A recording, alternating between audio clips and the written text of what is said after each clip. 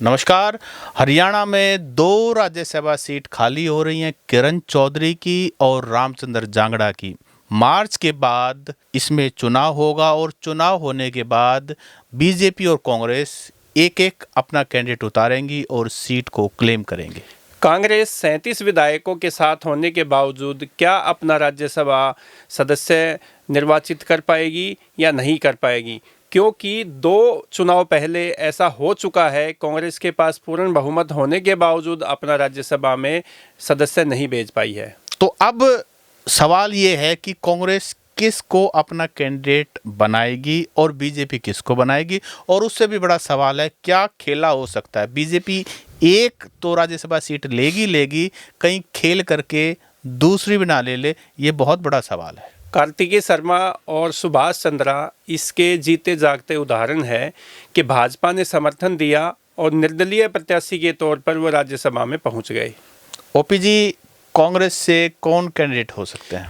सत्सिंह जी, सीधे बात है कि कांग्रेस से एक तो बहुत ही भारी भरकम कैंडिडेट आने वाला है और भूपेंद्र सिंह हुड्डा के विश्वास का होना चाहिए। 2 बात है, क्योंकि कांग्रेस में अगर हुड्डा गुट से कोई अलग किसी का नाम सामने आया तो कुछ भी हो सकता है, क्योंकि 37 विधायक है और 37 विधायकों में से 30-31 विधायक ऐसे हैं जो भूपेंद्र सिंह हुड्डा के खास कहे जाते हैं, उनके इशारे पे चलते हैं। और अगर हुड्डा को नाराज करके प्रत्याशी मैदान में उतारा तो इसमें खेला हो सकता है, पहले हो चुका है। नाम बताइए। नाम बीके हरिप्रसाद जो यहाँ के प्रभारी है, उनका नाम सबसे टॉप पे है। कांग्रेस के बहुत ही वरिष्ठ नेता अपने ये जयराम नरेश का भी कार्यकाल जो है वो खत्म होने वाला है, तो उनको भी उतारा जा सकता है। फिर अपना एक जो कांग्रेस के जो प्रदेश अध्यक्ष रहे हैं उदय भान, उनको भी एक एससी के तौर पे आगे लाया जा सकता है। एक और ऐसा नाम है, छुपा हुआ नाम कह सकते हैं, डॉक्टर अशोक तंवर। लेकिन भूपेंद्र सिंह हुड्डा के जो विधायक है वो उनको स्वीकार करेंगे या नहीं करेंगे, ये इसमें देखने वाली बात है। जहाँ तक हुड्डा साहब की मुझे लगता है कि जो पार्टी का डिसीजन होगा ऑब्वियसली सबको फॉलो करना होगा। अगर हुड्डा साहब खेला करना चाहेंगे तो एक अलग बात है। इसके अलावा एक और व्यक्ति है कांग्रेस में जो उचाना से चुनाव हार गए थे और ग्राउंड पे काफ़ी मेहनत कर रहे हैं, ब्रजेंद्र सिंह। हो सकता है ब्रजेंद्र सिंह की लॉटरी भी लग जाए, हालांकि वो स्टेट की पॉलिटिक्स में ज़्यादा अपने आप को इन्वॉल्व कर रहे हैं। लेकिन आप ये देखिए, जब दीपेंद्र सिंह हुड्डा 2019 में चुनाव हार गए थे तो फाइनली उनको भी राज्यसभा सीट इसलिए लेनी पड़ी कि दिल्ली में बड़ी कोठी मिल जाएगी। और जब आपके पास एक पद होता है, एक एंटाइटलमेंट होती है, तो आप अपना स्वैग, आप अपना लोगों पे पकड़ और लोगों के काम करवाने के लिए फ़ोन वोन करना, मुझे लगता है वो भी एक रास्ता होता है। सत्सिंह जी, ब्रजेंद्र सिंह जो सद्भावना यात्रा निकाल रहे हैं और जहां वो स्टेटमेंट दे रहे हैं, जो उनके तेवर दिखाई देते हैं, उनमें वो हुड्डा वाला जो खेमा है उसमें फिट नहीं बैठते। आप इस चीज़ को भी नज़रअंदाज नहीं कर सकते। नहीं, मैं नज़रअंदाज नहीं कर रहा हूँ, वो सही बात है। लेकिन अगर पार्टी हाईकमांड चाहेगा तो और हुड्डा साहब उस बात पे एग्री होते हैं तो ये हो सकता है, क्योंकि ये सही बात है कि कई बार ऐसा हुआ है कि कांग्रेस हाईकमांड ने किसी को भेजा है कि ये आपका कैंडिडेट है और यहाँ खेला हो गया है। अजय माकन से बड़ा एग्जाम्पल कौन हो सकता है? हाईकमांड का सबसे, गांधी फैमिली का बहुत ही विश्वास का नेता है, सब चीजें हैं। बीजेपी का बताइए, बीजेपी कैंडिडेट कौन कौन हो सकते हैं? देखो, बीजेपी में तो कई नाम सामने आए हैं। अगर जाट समाज से किसी को राज्यसभा में भेजना है तो 2 नाम है। एक कैप्टन अभिमन्यु जो कि नारनौंद से विधानसभा का चुनाव लड़े। 2024 में लोकसभा के चुनाव को टिकट मिलने की भी उनको भरोसा था, लेकिन नहीं मिल पाई। चुनाव नारनौंद विधानसभा का हारे, जस्सी पेटवाड़ वहाँ कांग्रेस के जीत गए और उनका नाम जो है राज्यसभा में नाम कहीं ना कहीं चला हुआ है।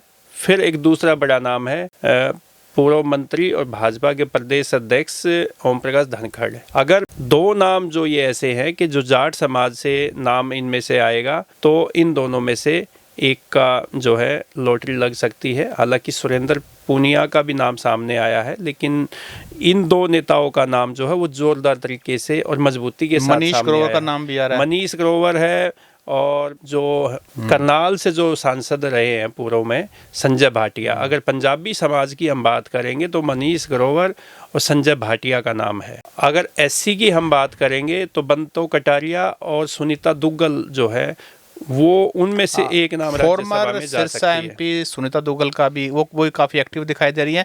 लेकिन एक बात जो खेला अगर होगा तो बीजेपी जो है कहीं ना कहीं सुशील गुप्ता को, कहीं ना कहीं कुछ ऐसे नामों को भी टटोल रही है, क्योंकि आपको याद होगा पूर्व मंत्री और पूर्व में जो बीजेपी में केंद्रीय मंत्री रहे ब्रिजेंद्र सिंह ने एक बात कही थी कि भाई राज्यसभा सीटों के लिए 100 करोड़ रुपए की बोली लगती है। तो ऐसे में उनको कोई ऐसा चेहरा चाहिए जो पैसे भी खर्च कर सके और बीजेपी जो है उसको मैनेज करके दूसरी सीट का भी खेला कर सकती है। ये जो आपने खेला वाली बात की सत सिंह जी, इस पे हम थोड़ा सा बाद में आएंगे। पहले हम भाजपा में ही दो लोगों के नाम और जो है वो चर्चा में है। एक तो हिसार से पूर्व सांसद है कुलदीप बिश्नोई, और एक किरण चौधरी भी अपना जोड़ तोड़ जो लगाने में वापस राज्यसभा में जाने के लिए लगा चुकी है। तो दो नाम ये भी जो राज्यसभा के लिए प्रत्याशी भाजपा की तरफ से हो सकते हैं।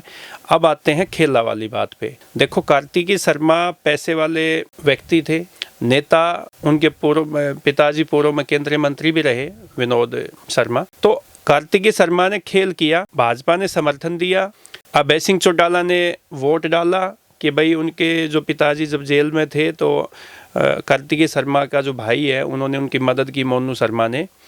तो वहाँ ये तो सब होता ही है कि किसको कैसे समर्थन देना, वो तो एक कड़िया जोड़ी जाती है। तो कार्तिकेय शर्मा ने खेल किया।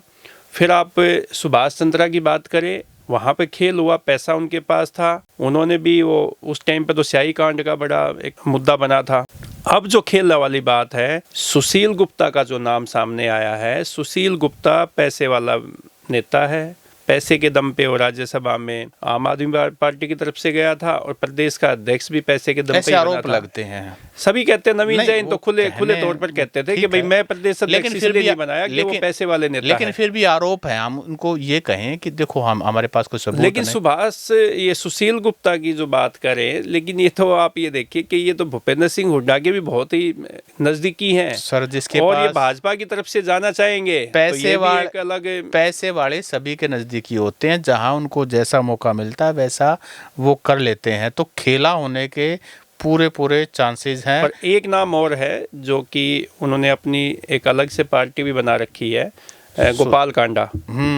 तो गोपाल कांडा का नाम भी राज्यसभा के लिए एक निर्दलीय प्रत्याशी के तौर पे जो भाजपा के समर्थन से जाएंगे। तो गोपाल कांडा, सुशील गुप्ता के नाम है। अगर ये दोनों में से किसी एक को निर्दलीय प्रत्याशी के तौर पर मैदान में उतारा जाता है या उतरते हैं तो इसमें खेल होने के पूरे चांस है। आपको ये बता दें, गोपाल कांडा सिरसा से विधायक रहे हैं, इस बार चुनाव हार गए थे। और गोपाल कांडा, अगर आप सिरसा की राजनीति में रुचि रखते हैं तो गोपाल कांडा वहाँ के बहुत ही धनाढ़ बड़े बिजनेसमैन हैं और गोवा में और कई जगह उनके कैसिनोज हैं। और गोपाल कांडा सबसे पहले लाइमलाइट में गीतिका शर्मा सुसाइड केस के अंदर आए थे। बीजेपी वालों ने उनके खिलाफ सड़क पर जा करके और प्रोटेस्ट किया था, वो अलग बात है। बाद में गोपाल कांडा की और बीजेपी के साथ उनका मेलजोल हो गया।